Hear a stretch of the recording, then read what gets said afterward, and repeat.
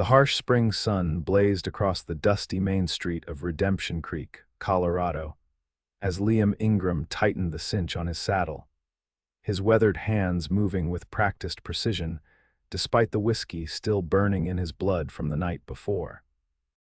The year was 1885, and at 34 years old, Liam had little to show for his life except a reputation as a skilled rancher with an uncanny ability to break the wildest horses and an equally remarkable talent for breaking his own heart. The town was just waking up around him, shopkeepers sweeping their wooden porches and ranch hands shuffling toward the only cafe in town for a hot meal before a long day's work. Liam kept his head down, avoiding the pitying glances that had followed him for the past 6 months since his second wife had left town on the eastbound train. "You heading out to the Double Cross already?" The voice belonged to Patrick O'Malley, the town's blacksmith and one of the few people who still spoke to Liam without that edge of pity in his voice. "Got no reason to stay in town," Liam replied, his voice gravelly from disuse. He pulled his hat lower to shield his eyes from both the sun and his friend's knowing gaze. Patrick leaned against the hitching post. "Heard there's a new woman coming to town, school teacher from back east, arriving on today's train." Liam grunted, unimpressed. "Town's full of women, Pat. None of them fool enough to look twice at me, and that's just fine." "Not all women are like Martha or Caroline," Patrick said, mentioning Liam's ex-wives with a careful tone. Liam's jaw tightened.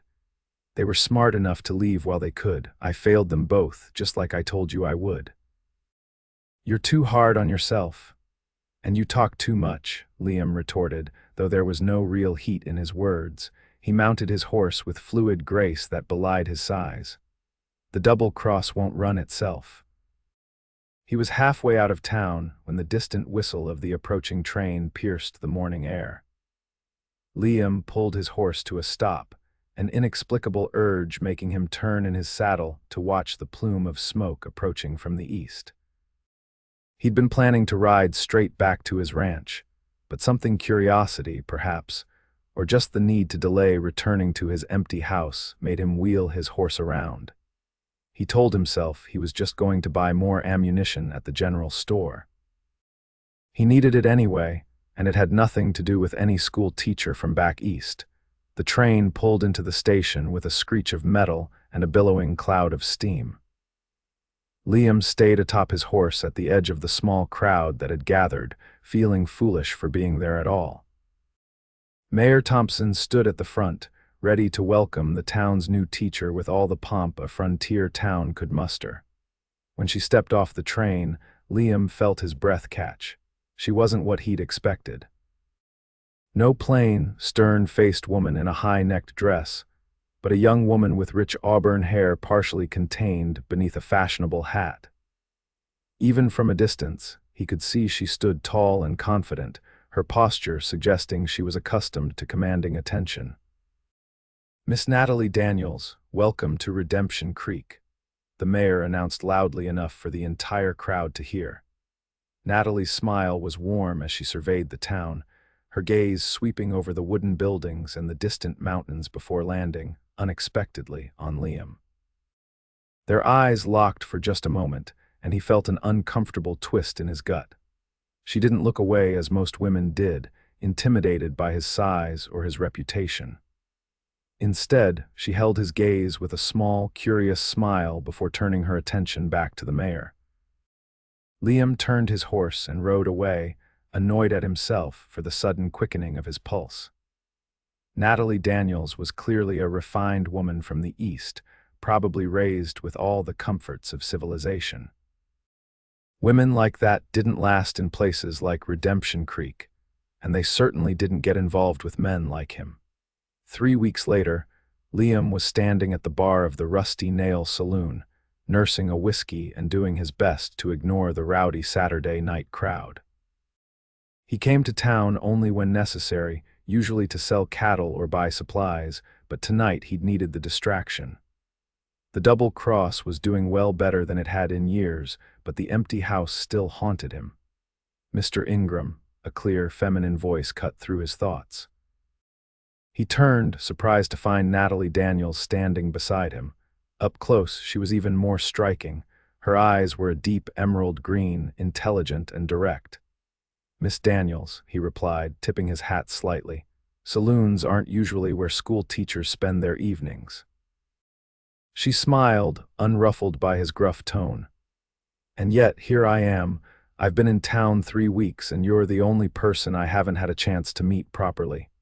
"Not much to meet," he said, turning back to his drink. "I disagree," she persisted, claiming the stool beside him without invitation. "You own the Double Cross Ranch, which according to Mayor Thompson is one of the most successful operations in the county. You're known as the best horseman in 3 states, and," she added with a slight tilt of her head, "you've been married twice."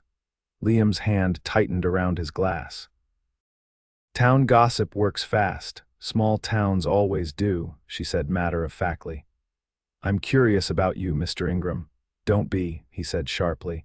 "Nothing worth being curious about."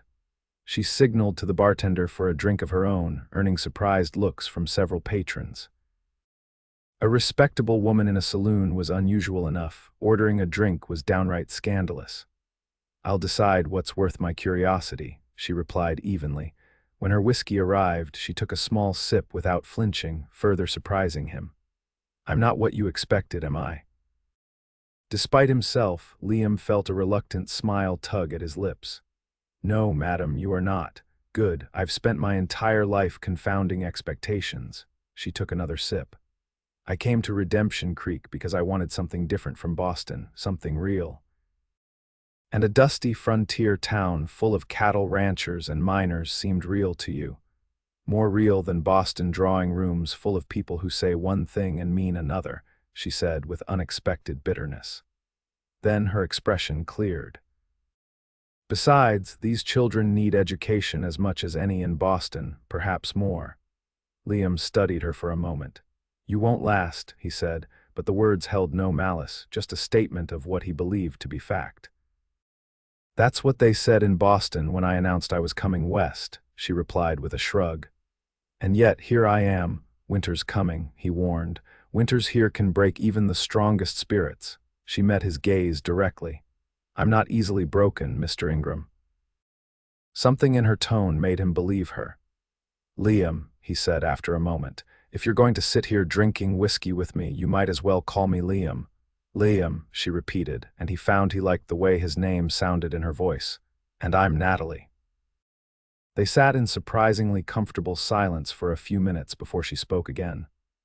"They say you were married twice and that both marriages ended badly." His jaw tightened. "People talk too much." "They do," she agreed, "but I'd rather hear your version than theirs." Liam sighed heavily, wondering why he was even considering answering her. Perhaps it was the whiskey, or perhaps it was simply that she was the first person who'd asked without that look of pity or judgment. "I married Martha when I was 21, he found himself saying. She was 19, beautiful, and thought being a rancher's wife would be romantic.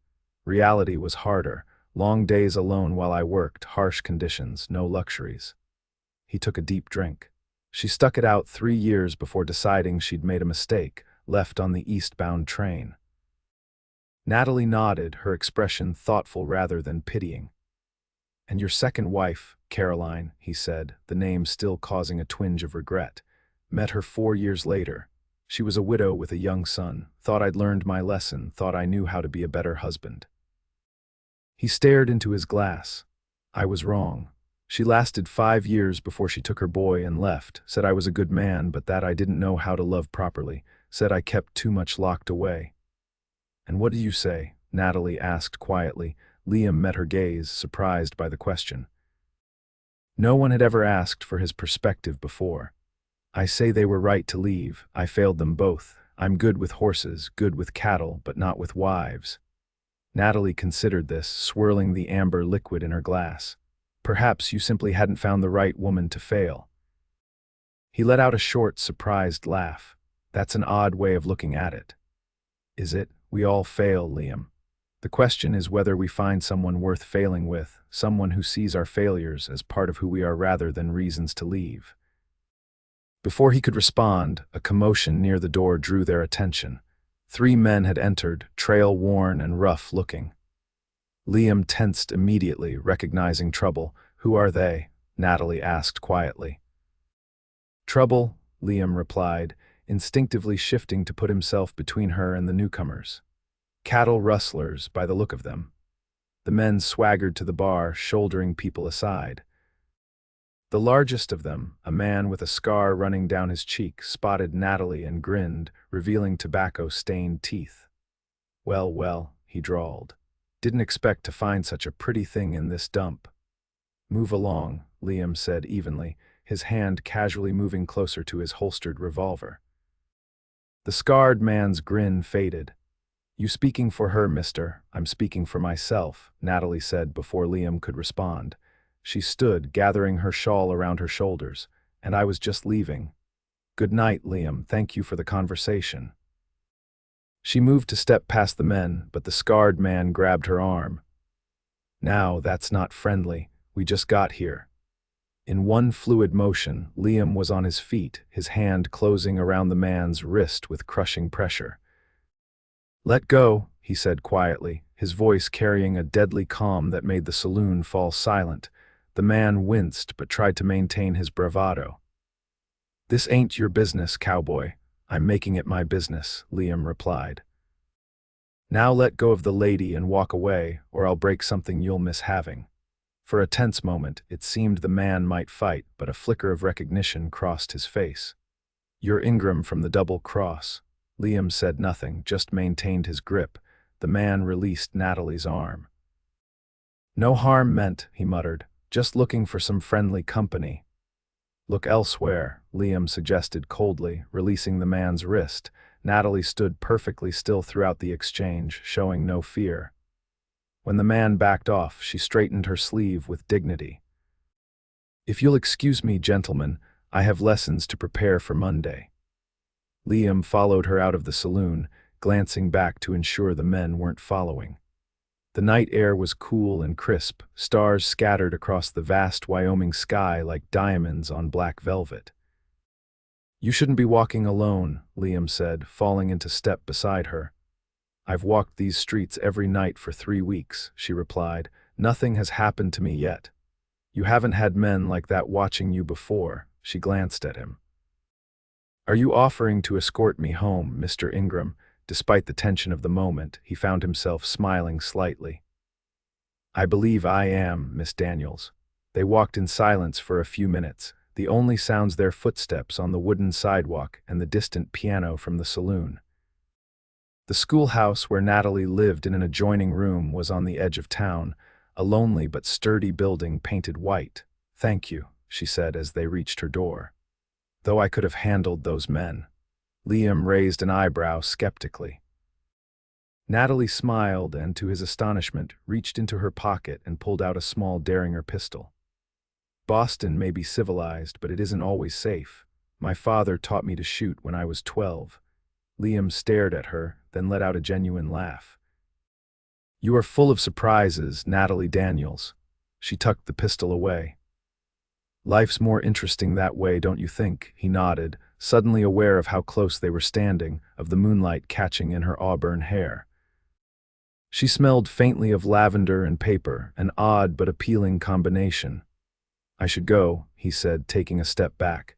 "Will I see you again?" she asked directly, without coyness or pretense. The question caught him off guard. "I don't come to town much." "That's not what I asked." Her green eyes held his steadily. Liam hesitated. "I'm not good company, Natalie." "I enjoyed your company tonight," she countered. "You shouldn't," he warned. "I told you I've failed at this twice already." A small, determined smile curved her lips. "Then try failing me," she said simply. Before he could respond, she stepped inside and closed the door, leaving him standing in the moonlight, her words echoing in his mind. The next week passed in a blur of activity at the Double Cross. Liam threw himself into work, trying to push thoughts of Natalie Daniels from his mind. There was a section of fence that needed mending in the north pasture, and several new calves had been born that required checking. The ordinary rhythm of ranch life should have been enough to distract him. It wasn't. Her words kept coming back to him at odd moments. Try failing me. What did that even mean? Was she challenging him? Mocking him? Or offering something he hadn't dared hope for in a long time? On Saturday, he found himself riding into town again, telling himself he needed supplies at the general store. It wasn't until he was tying his horse outside the schoolhouse that he admitted to himself why he'd really come. The door opened before he could knock, and Natalie stood there, a book in her hand and surprise on her face. "Liam," she said, her expression warming, "I wasn't expecting you." He shifted uncomfortably, suddenly feeling foolish. "I was in town for supplies," he lied. The knowing look in her eyes told him she saw right through him. "Of course," she said, stepping back. "Would you like to come in? I've just made tea." The schoolroom was neat and orderly, with rows of desks facing a larger teacher's desk. A doorway at the back led to what he assumed was her living quarters. The room smelled of chalk dust and the faint hint of lavender that he now associated with her. "I've been thinking about what you said," he admitted as she poured tea into 2 cups. "I've said many things," she replied, handing him a cup. Their fingers brushed, and he felt that same inexplicable jolt he'd felt the first time he saw her. "About failing you," he clarified. She sat across from him, her expression serious. "And what conclusion have you reached?" Liam set down his teacup, untouched. "You don't know me, Natalie. You don't know what you're asking for." "I'm not asking for anything," she said quietly. "I'm offering something." "What?" "A chance to disappoint another woman, to watch another person I care about walk away, a chance to try again," she corrected. "With someone who sees you clearly from the beginning," he laughed bitterly. "And what do you see?" "I see a man who loves deeply but holds himself apart for fear of being hurt again," she said with such accuracy that he felt exposed. "I see someone who believes he's unworthy of happiness because of past failures. I see strength and kindness and fear all mixed together." Liam stared at her, stunned by her perception. "How can you possibly think you know me that well after one conversation in a saloon?" A soft smile touched her lips. "I've been watching you for 3 weeks, Liam. I see how you help old Mrs. Peterson with her groceries when you think no one is looking. I notice how gentle you are with your horse, how the children stop being afraid of you once they've spoken to you. People talk and I listen. People don't know me," he insisted. "Perhaps not entirely," she agreed. "But I'd like the chance to try." Her directness was both unnerving and refreshing. Women in his experience didn't speak so plainly about what they wanted. "Why?" he asked, genuinely puzzled. "You're educated, beautiful. You could have any man in town, someone without my complications." "I don't want any man in town," she said simply. "And as for complications, we all have those. Mine might surprise you." "What complications could a Boston schoolteacher possibly have?" She set down her cup, her expression becoming more guarded. "I came west for a new beginning, just like many others. Boston holds painful memories for me." Something in her tone made him realize she was offering a confidence, sharing a piece of herself in exchange for what he'd shared with her. "What kind of painful memories?" Natalie took a deep breath. "I was engaged once to a man my father approved of. Charles was from a good family, well-educated, successful in business. The perfect match, everyone said." Her voice took on a bitter edge. "What they didn't say was that he was cruel behind closed doors, controlling. He had very specific ideas about how a wife should behave, and he wasn't afraid to enforce them." Liam's hands clenched involuntarily. "Did he hurt you?" "Only once," she said, her hand unconsciously touching her cheek as though remembering a blow. "That was enough for me to break our engagement, despite the scandal it caused. My father—" She paused. "My father thought I was being impulsive, throwing away a good match over what he called a momentary lapse in judgment." "Your father was wrong," Liam said fiercely. A small smile touched her lips. "Yes, he was. But when you've been raised to respect your father's wishes, to believe he knows what's best for you, it's not easy to defy him. I did, though. I ended the engagement, and when the gossip became unbearable, I applied for teaching positions as far from Boston as possible." And you ended up here, Liam said softly. And I ended up here, she agreed, where I found a town that needed a teacher and a cowboy who thinks he's not worth loving. The words hung between them, charged with meaning. Liam felt something shift inside him, a crack appearing in the wall he'd built around his heart. I should go, he said, standing abruptly. The intensity of what he was feeling frightened him. The ranch will still be there tomorrow, she finished for him. Stay for dinner, Liam, just dinner. We can talk more or not talk at all if you prefer, but don't run away because what's happening between us scares you. He hesitated, torn between the desire to flee and the pull he felt toward this remarkable woman. I'm not good at this, Natalie. I'm not asking you to be good at it, she said gently. I'm just asking you to try. Slowly, he sat back down. Dinner was simple rabbit stew and biscuits, but it was the best meal Liam had eaten in months. They talked easily about her students, about his ranch, about books they'd both read. He found himself laughing more than he had in years, drawn out of his shell by her quick wit and genuine interest in what he had to say. When he finally left, the moon was high in the sky. At her door, he paused, uncertain. May I call on you again? He asked formally. Natalie smiled, her eyes bright in the moonlight. I'd be disappointed if you didn't. Impulsively, he took her hand and brought it to his lips, a gesture he'd never made with either of his wives. Her skin was soft, but her hand was strong, the hand of a woman who wasn't afraid of work. Good night, Natalie, he said, releasing her hand reluctantly. Good night, Liam, she replied, and there was a warmth in her voice that followed him all the way back to his lonely ranch house. Over the next few weeks, Liam found himself riding into town more and more often. Sometimes he and Natalie would have dinner at her small quarters behind the schoolhouse. Other times, they would walk along the creek that gave the town its name, talking about everything and nothing. He learned that she was the youngest of 3 sisters, that she loved poetry but couldn't sing to save her life, that she had a scar on her knee from falling out of an apple tree when she was 9. She was teaching him to see the world differently, to find beauty in small moments he would have overlooked before. In turn, he showed her his world. He took her riding across the vast expanse of the Double Cross, watching her face light up at the beauty of the open range.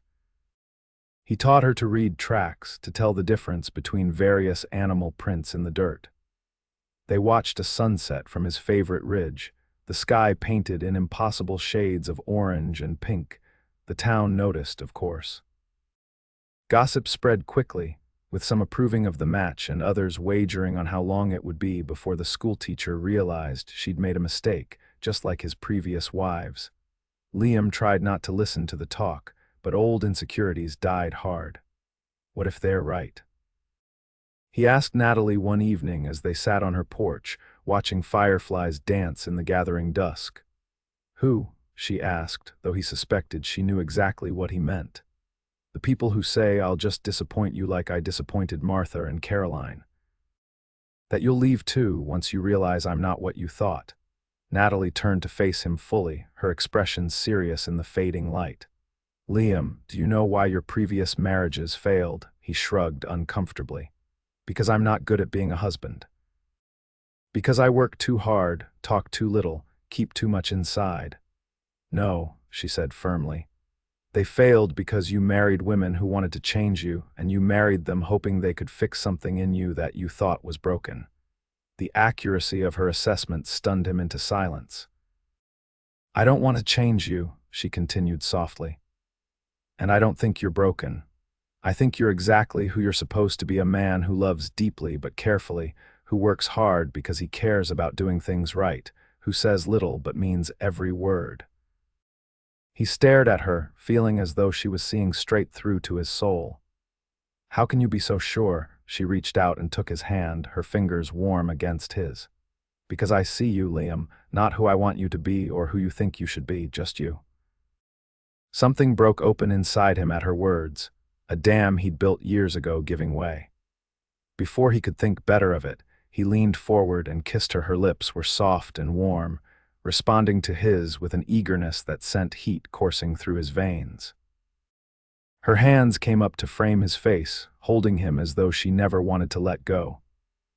When they finally parted, both breathless, he rested his forehead against hers. "I think I'm falling in love with you, Natalie Daniels," he admitted, the words he'd been holding back for weeks finally finding voice. She smiled, her eyes shining in the dim light of her porch lantern. "I think I'm already there, Liam Ingram." Summer gave way to fall, the aspens turning gold against the blue Wyoming sky.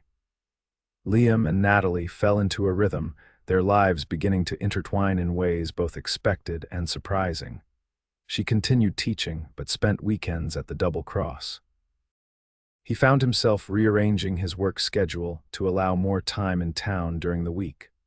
Liam began to hope, tentatively, that this time might be different. That Natalie was different, stronger, more clear-eyed about what life with him would mean. That he was different too, more open, more willing to share the parts of himself he'd always kept hidden. But old fears died hard, and as their relationship deepened, so did his anxiety about repeating past mistakes. The crisis came in late September.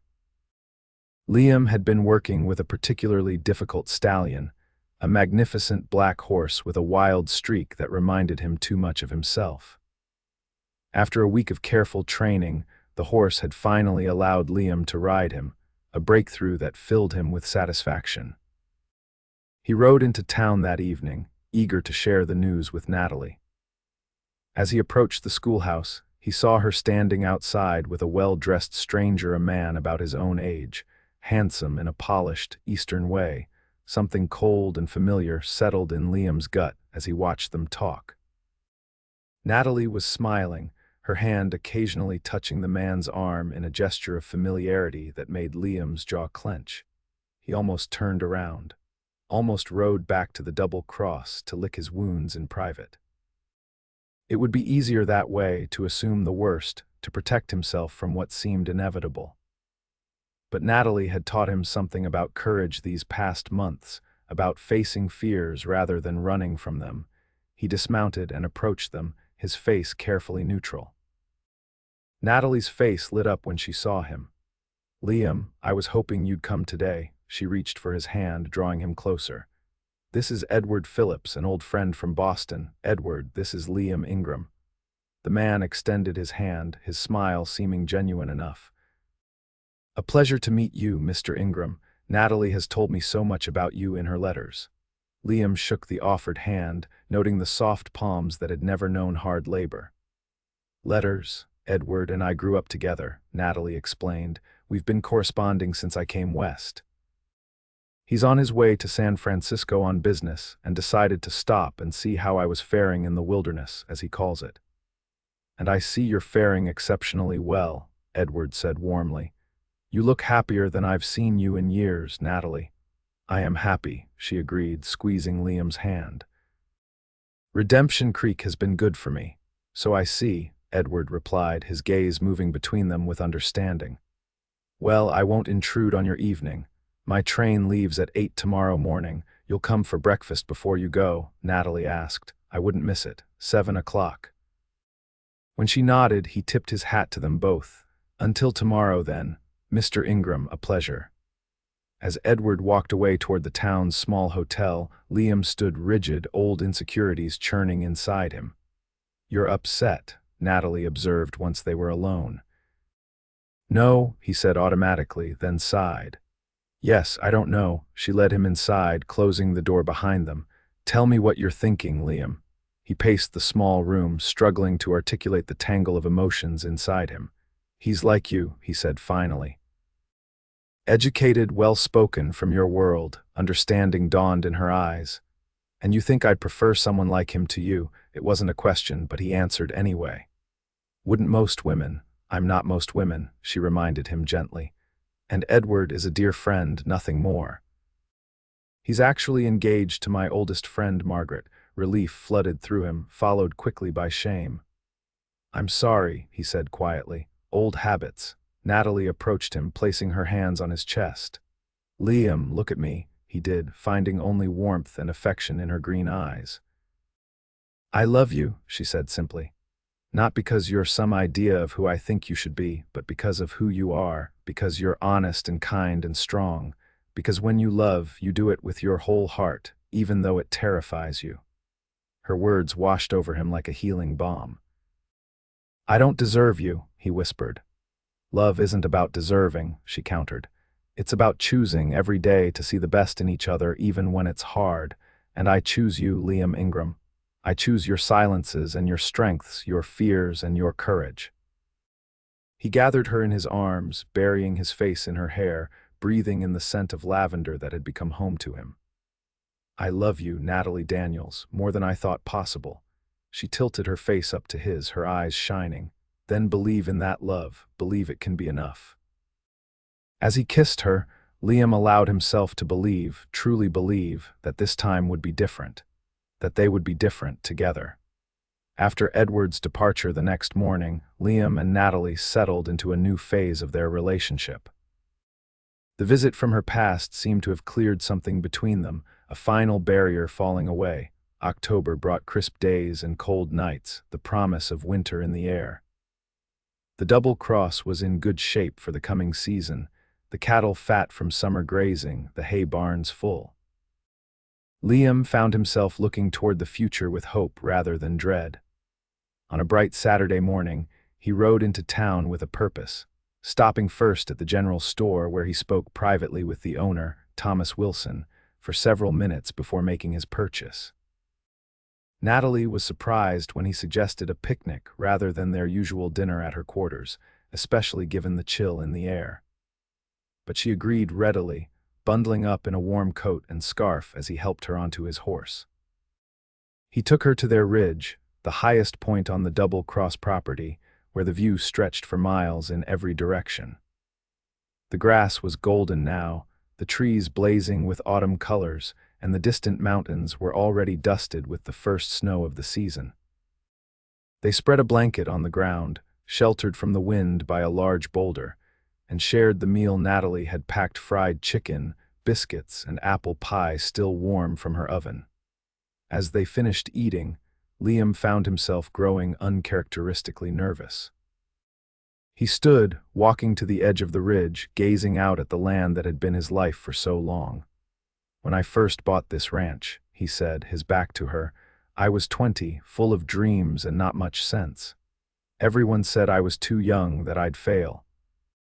Maybe that's why I pushed so hard to make it work, to prove them wrong." He heard her approach, felt her presence beside him without needing to look. "It's beautiful," she said softly, following his gaze across the rolling landscape. "You've built something remarkable here." "It was never enough, though," he admitted. "The ranch, the cattle, the success, it was empty without someone to share it with. That's why I rushed into marriage with Martha, I think. I was looking for something to make it all mean something." Natalie slipped her hand into his, a simple gesture of understanding. "When she left, I threw myself into work even harder, built the ranch up, made it bigger, more successful, thought that would fill the hole." He laughed softly, without humor. "It didn't. Then there was Caroline, and for a while, I thought I'd figured it out. But I was still holding back, still afraid to show all of myself." He turned to face her, taking both her hands in his. "With you, it's different. You see me, all of me, even the parts I try to hide, and you're still here. You make me want to be better, not because you demand it, but because you deserve the best version of me." Natalie's eyes were bright with unshed tears. "You're already the best man I know, Liam." He reached into his pocket, his fingers closing around the small velvet box he'd purchased that morning. "I know we haven't known each other that long, and I understand if you think it's too soon, but I can't imagine my life without you in it anymore." Sinking to one knee, he opened the box to reveal a simple but elegant diamond ring. "Natalie Daniels, will you marry me? Will you take a chance on a twice-failed husband who promises to love you with everything he has for as long as he lives?" Tears spilled down her cheeks, but she was smiling, a smile so radiant it took his breath away. "Yes," she whispered, then louder, "Yes, Liam Ingram, I will marry you." His hands shook slightly as he slipped the ring onto her finger.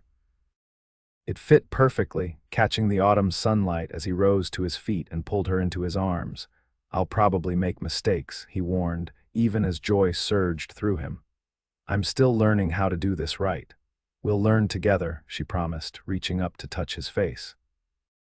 And when we stumble, we'll help each other back up.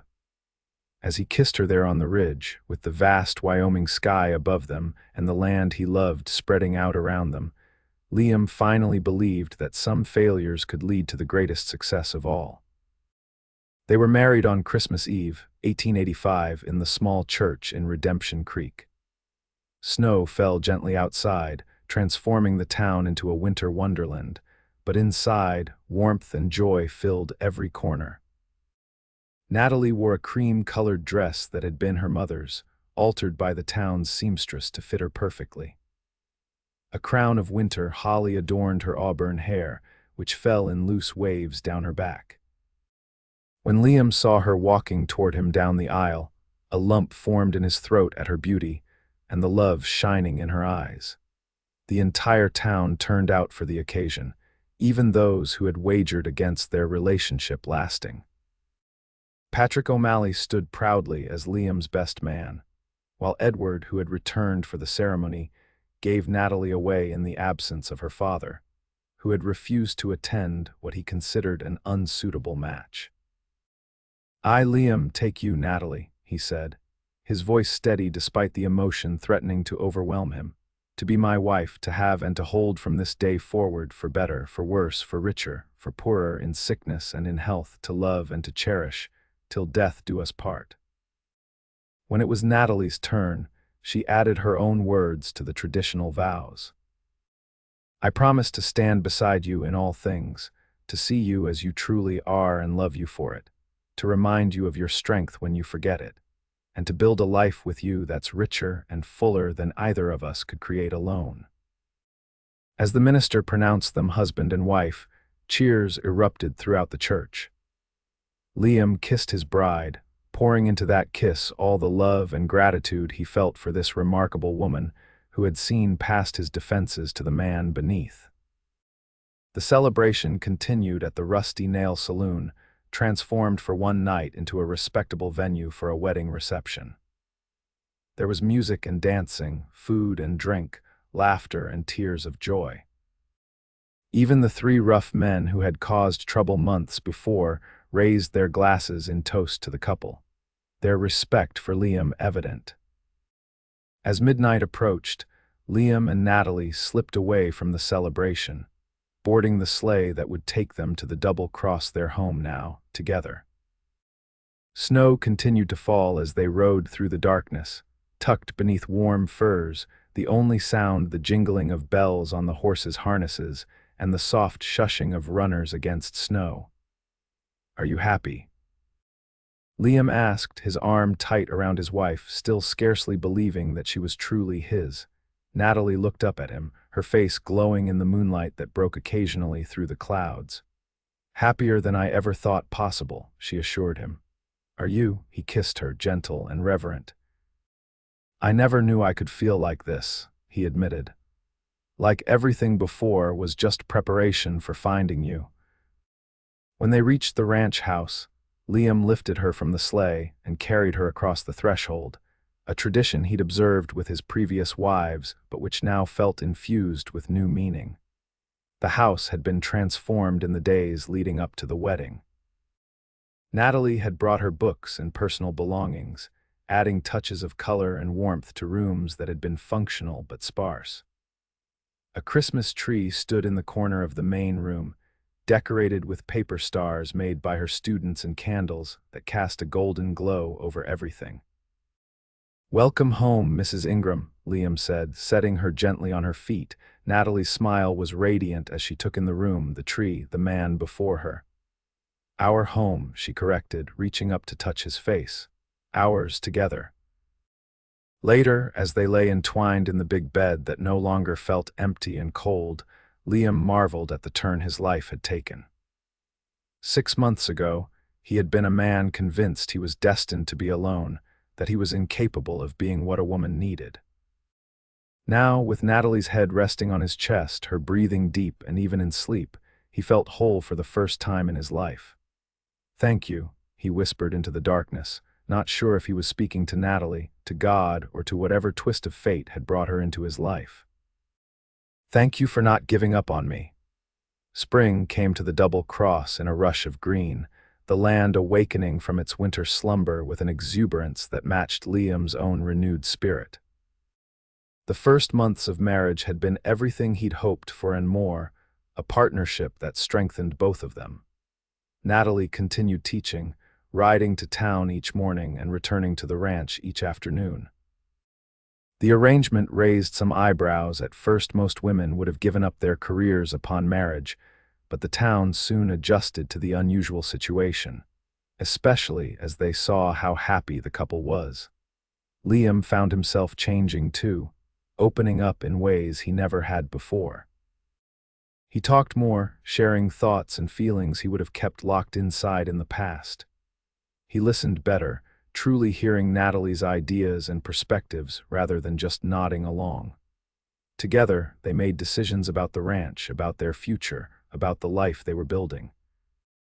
There were challenges, of course.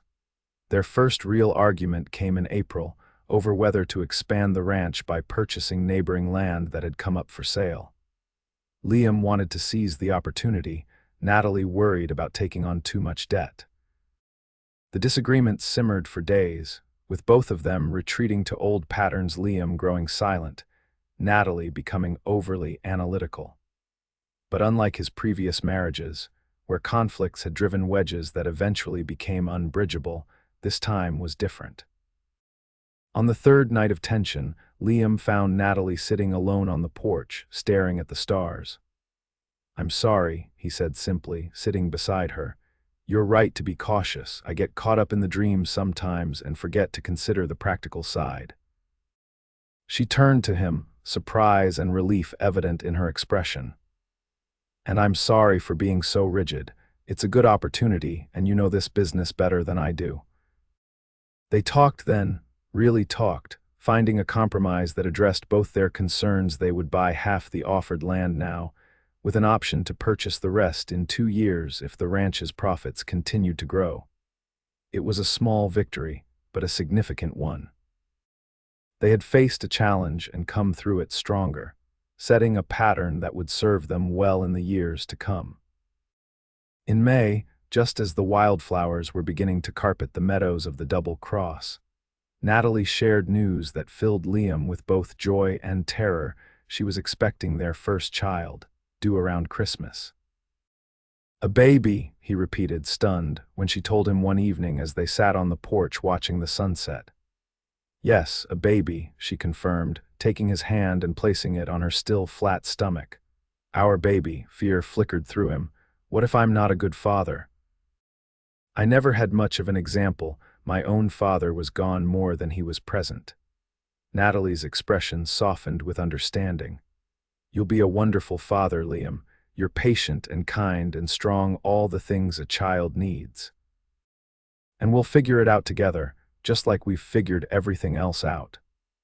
As the months passed and Natalie's belly grew rounded with their child, Liam found his fear giving way to anticipation.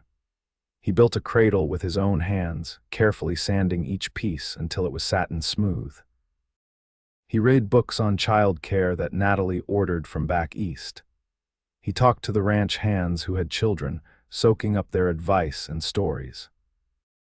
By the time December arrived, bringing with it their first wedding anniversary and the impending birth, Liam felt as prepared as he could be for this new chapter in their lives. The baby, impatient to join the world, arrived 2 weeks early, on the evening of December 10, 1886, during a gentle snowfall that hushed the world outside. After hours of labor that tested Natalie's strength and Liam's composure, their daughter slipped into the world with a lusty cry that proclaimed her presence. "She's perfect," Liam whispered, tears streaming unashamedly down his face as the midwife placed the tiny, red-faced bundle in Natalie's arms. "Absolutely perfect." Natalie looked up at him, exhausted but radiant. "She needs a name." They had discussed various options but hadn't settled on one. Now, looking at the tiny face with its dusting of dark hair and eyes that already seemed to hold wisdom beyond her minutes of life, Liam knew. "Hope," he said softly. "Her name is Hope." Natalie's eyes filled with tears as she nodded. "Hope Elizabeth Ingram," she agreed. "For all that was and all that will be." As Liam gazed at his wife and daughter, a sense of completion washed over him. This was what he'd been searching for all his life, not just success or status or even love alone, but family. A circle of belonging that expanded to include this tiny new life and would continue to grow in the years ahead. "I never thought I could be this happy," he admitted, sitting carefully on the edge of the bed and wrapping his arm around Natalie's shoulders. She leaned against him, their daughter cradled between them. "Remember when I told you to try failing me?" she asked, a tired smile curving her lips. "I remember," he said, thinking back to that night outside the schoolhouse that had changed everything. "I'd say you failed spectacularly at failing," she teased gently. Liam laughed softly, careful not to disturb the now sleeping infant. "Best failure of my life," he agreed, pressing a kiss to Natalie's forehead. Outside, snow continued to fall, blanketing the double cross in pristine white, while inside, the warmth of family and love kept the winter at bay. As Hope's tiny fingers curled around his much larger one, Liam Ingram silently thanked whatever twist of fate had brought Natalie Daniels to Redemption Creek and into his life. In her, he had found not just a wife but a partner, not just love but understanding. In their daughter, he found renewal, a chance to create the kind of family he'd never had. And in himself, he found the capacity for joy he'd almost stopped believing in. The twice-failed husband had finally found the success that mattered most, a love strong enough to weather any storm, built on honesty, respect, and the courage to try again, even when the risk seemed too great. As night deepened and his new family slept peacefully beside him, Liam reflected that sometimes the greatest courage wasn't in never failing, but in rising after each fall, in daring to try again despite past disappointments. Natalie had given him that courage, that chance. And he would spend the rest of his life making sure she never regretted it. The years flowed by at the double cross, marked by the changing seasons and the milestones of family life. Hope grew from a precocious toddler into a spirited young girl with her father's dark hair and her mother's green eyes and determination.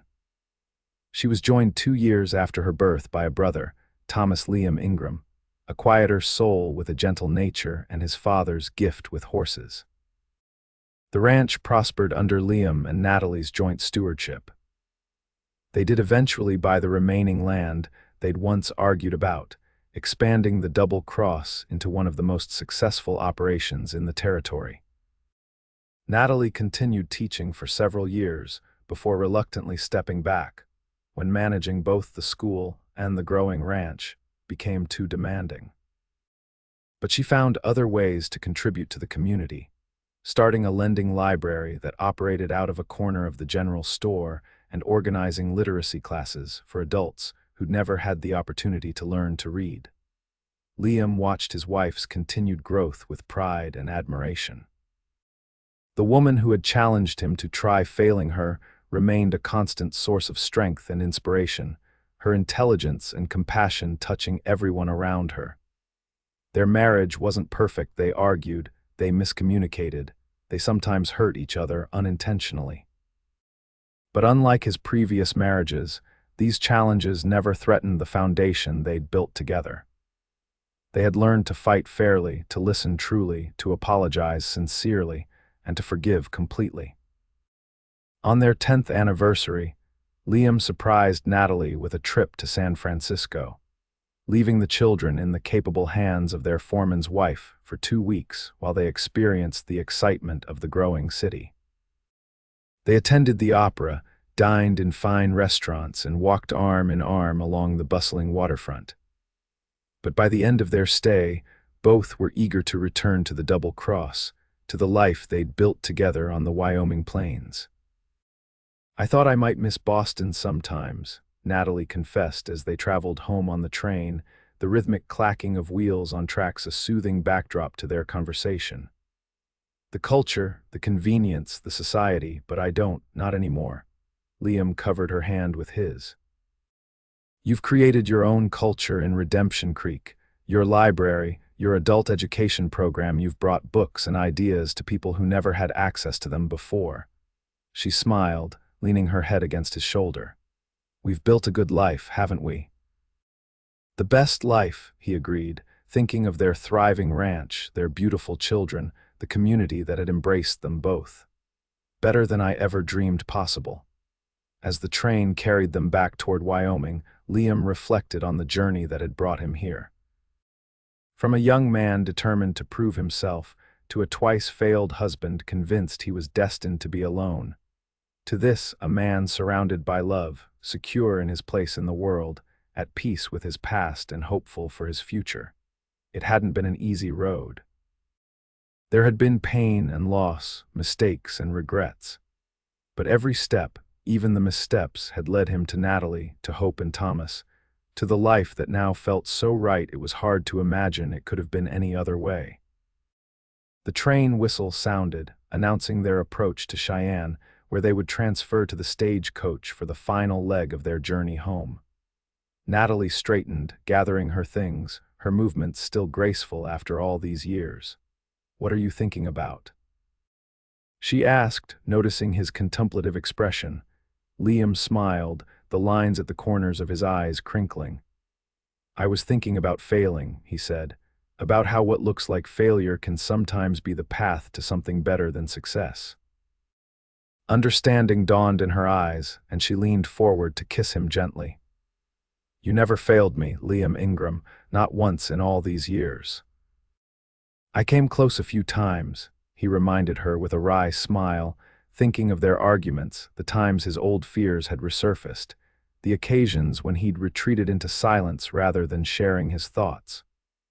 "We all stumble," she said, echoing words she'd spoken on the day of their engagement. "The important thing is that we help each other back up."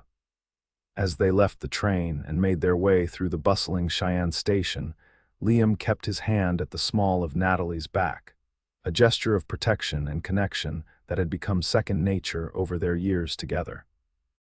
They were halfway home, and he found himself eager for the sight of the double cross, for the children's excited greetings, for the familiar rhythms of ranch life.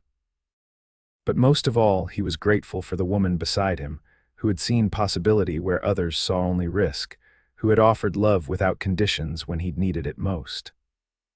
"I love you, Natalie Ingram," he said suddenly, stopping in the middle of the crowded platform to look into her eyes. She smiled, the same smile that had captivated him that night in the Rusty Nail Saloon so many years ago. "And I love you, Liam Ingram, yesterday, today, and all our tomorrows." Hand in hand, they continued toward home, toward the life they had built together from the ashes of past failures and the courage to try again.